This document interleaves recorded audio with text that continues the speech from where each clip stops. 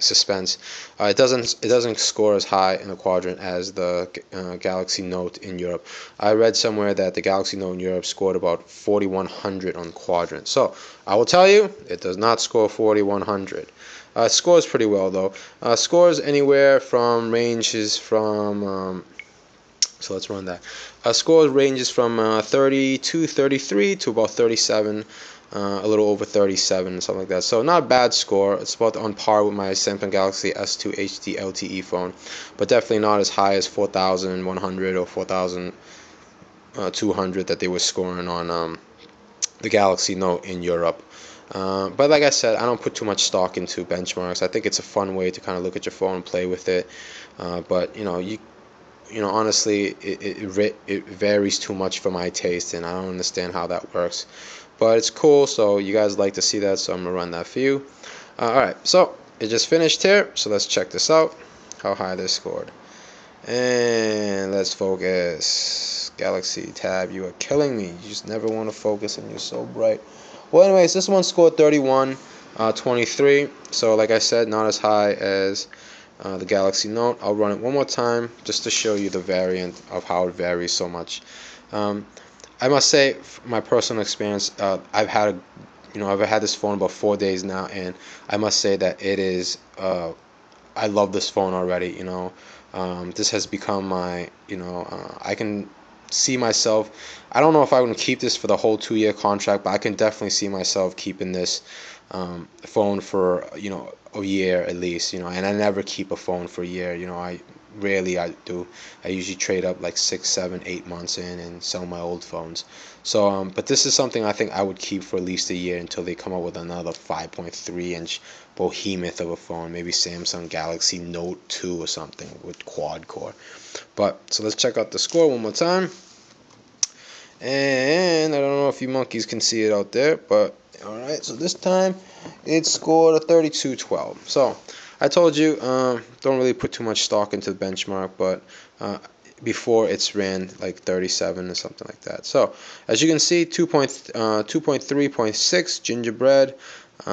The model number is also different. It's I know the Galaxy Note in Europe is like Galaxy Note N600 or 7000 or something, but this one is SHV E160L. So you can see dual core processor, 1.5 gigahertz, frequencies, and all that good stuff. So very nice. And oh, by the way, this is a 32 gigabytes, so you see 1280 by 800. This is the 32 gigabytes, so it's only about like 20, I think like 24, 26. That's actually free, so it's not the whole thing. So let's jump out of here. Oh, I guess I gotta press this button here. So let's jump out of here. Alright. Let's check out the Antutu benchmark. I know a couple people like this benchmark. This scored, as you can see before, I ran this test, so I won't run it again, but it scored 6300, which on the score chart is, there you go. So my device, a little bit over the Galaxy Nexus, under the ASUS Transformer Prime quad core.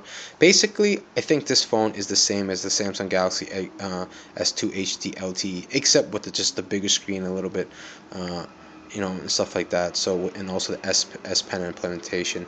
It's got the same chipset, and stuff like that. So, same Super AMOLED technology, pen tile, and so basically, I want to just close this by saying that I love this phone.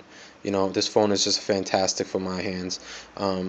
It's a little strange putting it in your pocket, I'm not gonna lie. It's a pretty big phone, so when you sit on it, especially, I don't wear tight jeans, but my jeans aren't super baggy either, so but it fits in there nicely. But when you sit down, yeah, you can see kind of poking, its edges and stuff like that. So not a bad thing, not something you can not something that I think it's going to bother too many people. Like I said, I think if you're a big guy like me, and you have big hands, and it's going to be totally worth it. And I could also see some smaller people using this phone, because just the screen is just fantastically gorgeous.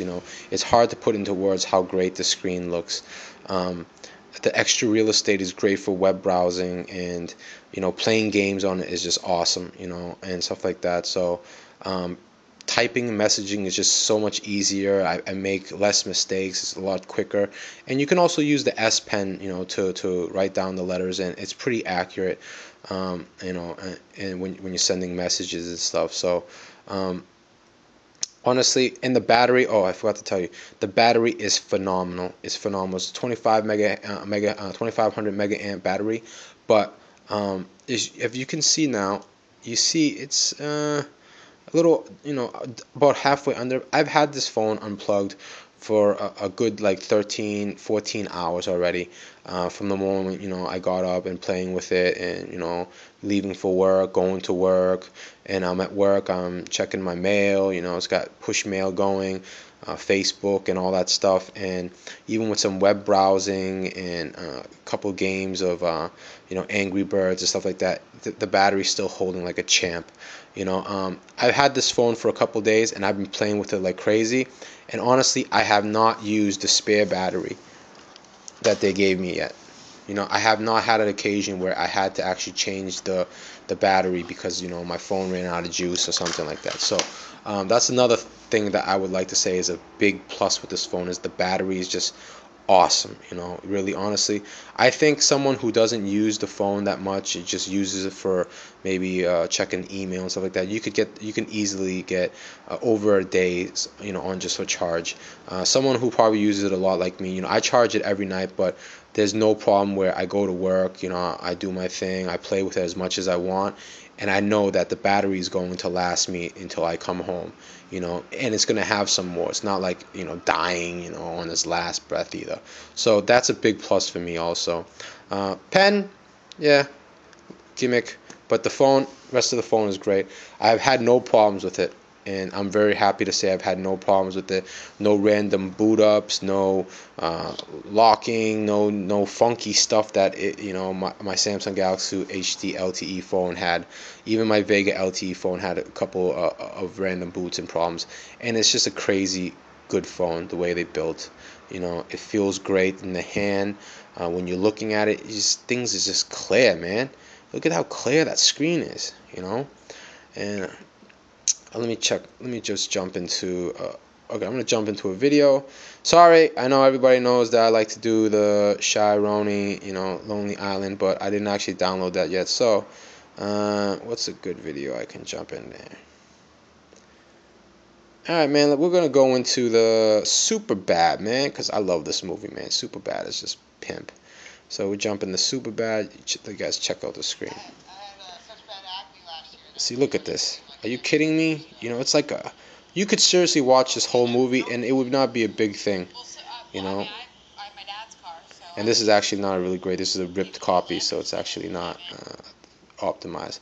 Alright, I don't know if you guys know any Korean music, but I got one Korean video, which is a very popular girl group. And I'm gonna go. So this one is HD, so let's jump into this and see this. Man, tell me that is not a beautiful screen, man. That is a gorgeous screen, dude. It is a fantastic screen, really. It's just, really, it's just a great thing. So, you see here. Maybe I'll jump a little. Oh, there's a Lonely Island. I'm on a boat. See?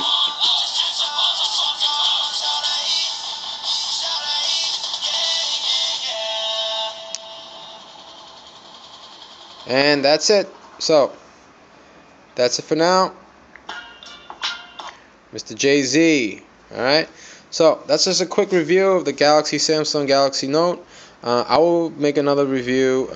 You guys can send me some comments if you want me to do some tests, if you want me to do comparison, stuff like that. I'll definitely do that for you guys.